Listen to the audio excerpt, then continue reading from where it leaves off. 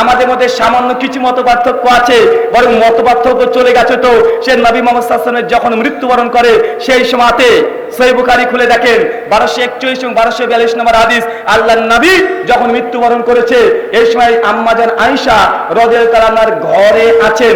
ঠিক এই মতো পরিস্থিতিতে গোটা বিশ্বের চারিকোণায় বিশ্বনবী মৃত্যুর খবর পৌঁছে গেছে। এমতো পরিস্থিতিতে সাহাবারা তারা ভয়ে তারা কাঁদাকাটি শুরু করেছে। ওমর বিন খাত্তাব তরবারি নিয়ে চলেছে, বলছে যে ব্যক্তি বলবে বিশ্বনবী মৃত্যুবরণ করেছে তার আমি গর্দনটাকে কেটে ফেলবো। কথা বুঝতে পারছেন? চিন্তা করেন, আল্লাহ রাসূল তিনি মৃত্যুবরণ করেছেন, তার লাশটা সামনে আছে আম্মা জানের ঘরে।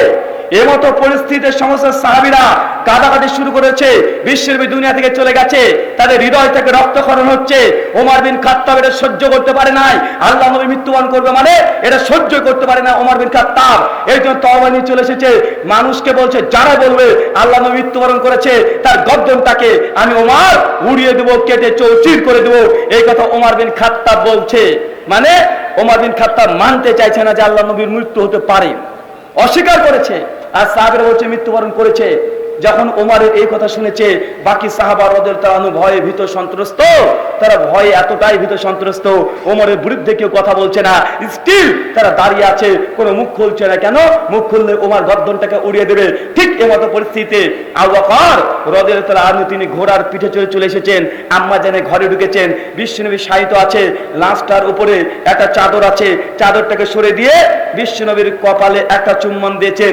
এসে বাইরের পরিস্থিতি দেখছেন, ওমর বিন খাত্তাবের ভয়ে বাকি সাহাবীরা ভীত সন্ত্রস্ত, ভয়ে থরথর করে কাঁপে। ঠিক এই পরিস্থিতিতে আবু বকর তিনি বুঝতে পারছেন কিছু করার দরকার, সঙ্গে তিনি হামদ এবং সানা পড়তে শুরু করেছেন। আম্মা বাদ, এই কথা বলেই বলছে ওমর ইজলিস, ওমর তুমি বসো। ওমর বসছে না। সেই সময় আবু বকর বলছে ফামান কানা মিনকুম ইয়াবুদু মুহাম্মাদান কাদ মাত, তোমরা যারা বিশ্বনবী মুহাম্মদ সাল্লাল্লাহু আলাইহি ওয়াসাল্লামের আনুগত্য অনুসরণ তার উপাসনা করতে তোমরা জেনে রাখো আজকের নবী মুহাম্মদ সাল্লাল্লাহু আলাইহি ওয়াসাল্লাম মৃত্যুবরণ করেছে। আবু বকরের কথা দেখেন, বলছেন তোমরা যারা বিশ্বনবীর ইবাদত করতে তোমরা জেনে রাখো আল্লাহর নবী আজকে মৃত্যুবরণ করেছে।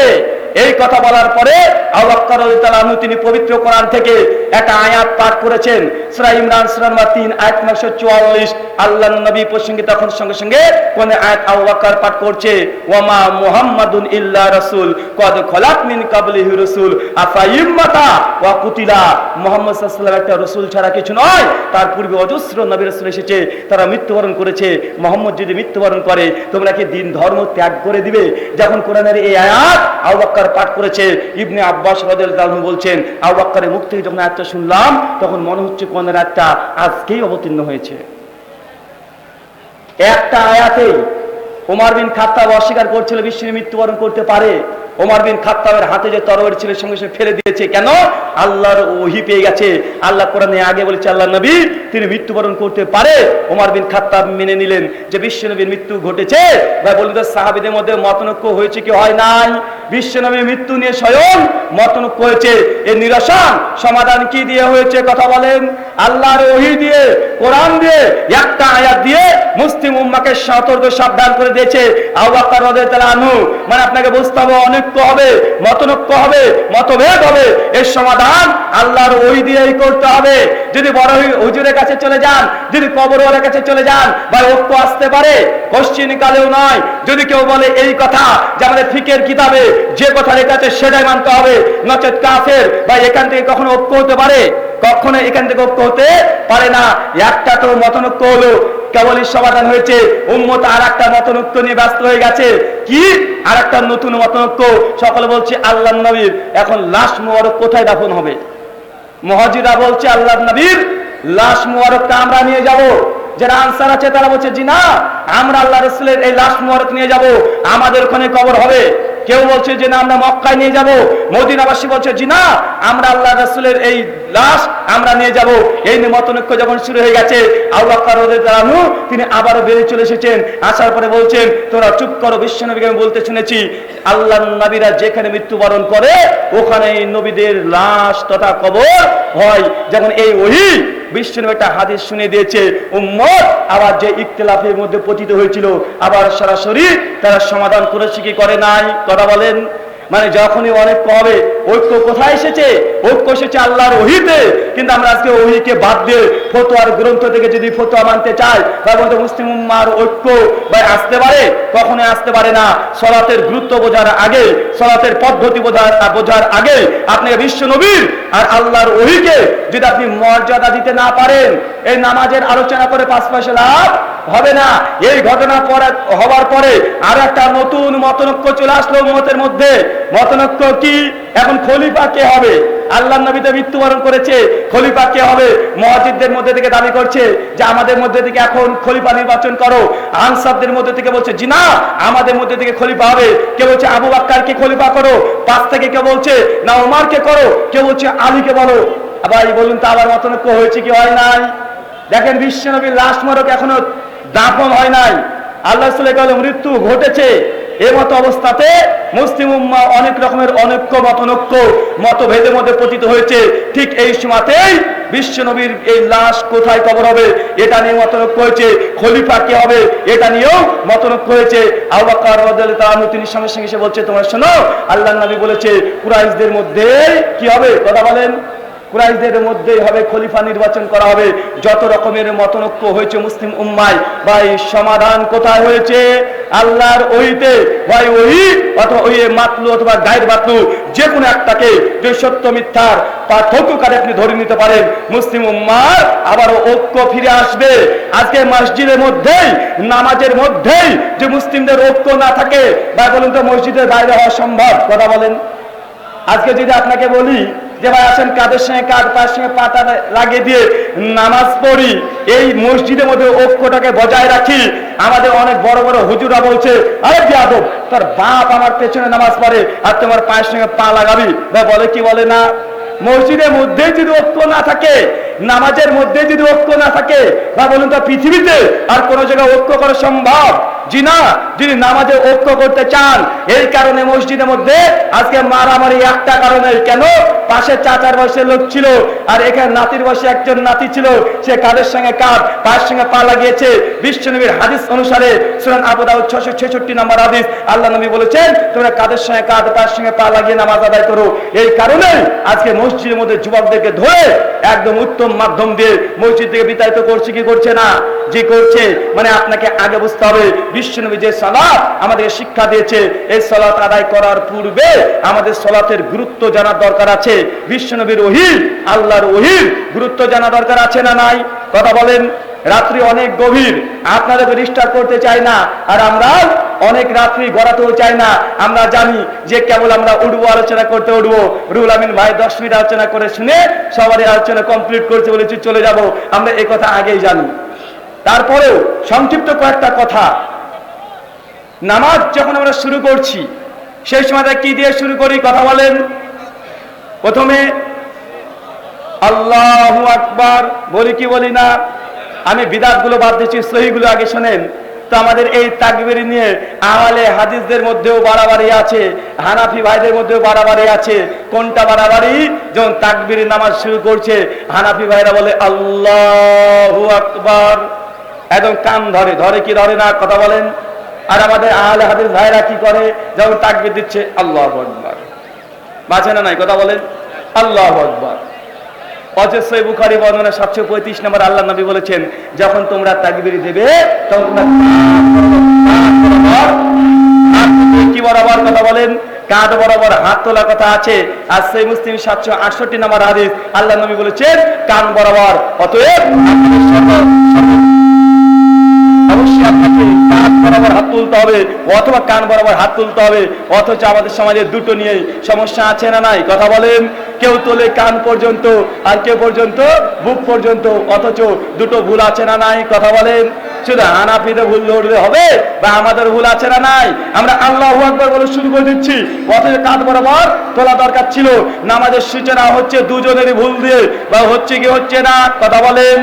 অবশ্যই দুজনের হচ্ছে। 2 নাম্বার, আমরা যখন হাত বাঁধি বা আমরা হাত কোথায় বাঁধি? কথা বলেন। হাত কোথায় বাঁধি?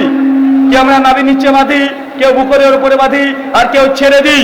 মনে দেখবেন ছেড়ে দেওয়ার মর্মে পৃথিবীর জমিনে একখানো হাদিস সহিহ সূত্রে প্রমাণিত নয় যে ইরসালিয়াত আইন মানে ছেড়ে দেওয়া, এই মর্মে একটা হাদিস সহিহ প্রমাণিত নয়। কোন আলেমই এই হাদিসগুলোকে একটাও কোন আলেম মুহাদ্দিস কেউ সেই বলে নাই। তারপরে মাযহাবের দোয়াই দিয়ে আজকে এই হাত ছেড়ে দেওয়ার আমল আছে না নাই? আছে। কেন?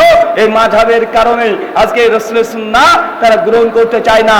দুই, হাত বাঁধতে হবে কোথায়? আমরা বলি বুকের উপরে, আর কে বলে নাভির নিচে।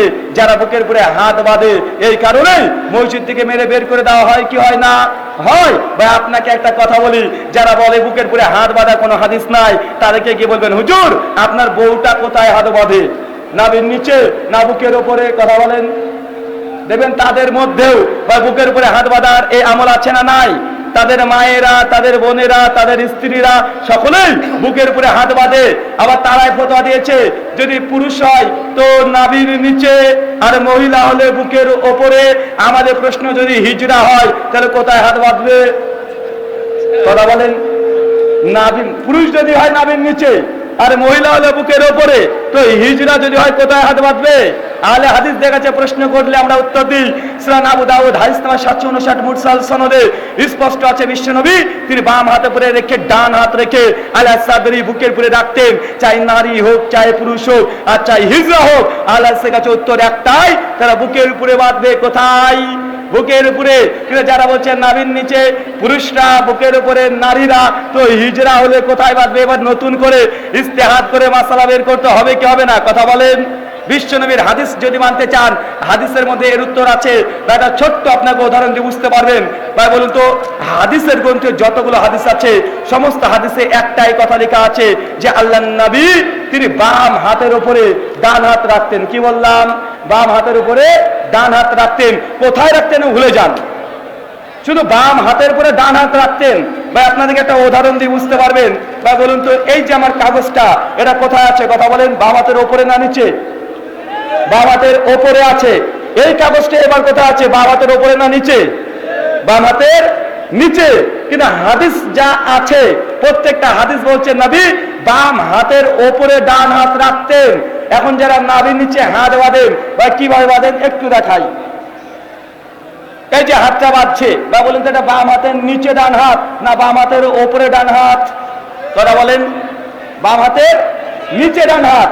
আর কেউ যদি বলে যে না আমি বাম হাতের নিচে না বাম হাতের ওপরে ডান হাত বাঁধবো, তো আপনার এরকম করে বাঁধতে হবে। কিভাবে? কথা বলেন। এইভাবে। বা এইভাবে কেউ বাঁধে? আল্লাহর নবীর হাদিস বাম হাতের ওপরে ডান হাত। আল্লাহর নবী এই কথা বলে নাই যে বাম হাতের নিচে ডান হাত। ভাই নাভির নিচে হাত যদি বাঁধেন, কোশ্চিন কালেও কখনোই আপনি বাম হাতের উপরে ডান হাত রাখতে পারবেন না, বিকলাঙ্গ ছাড়া। কেউ যদি বিকলাঙ্গ হয় তবে তার হতে পারে, কিন্তু বিশ্বনবী বাম হাতে উপরে ডান হাত রাখতেন। বা বলুন তো এবার আসলো কি আসলো না? কথা বলেন।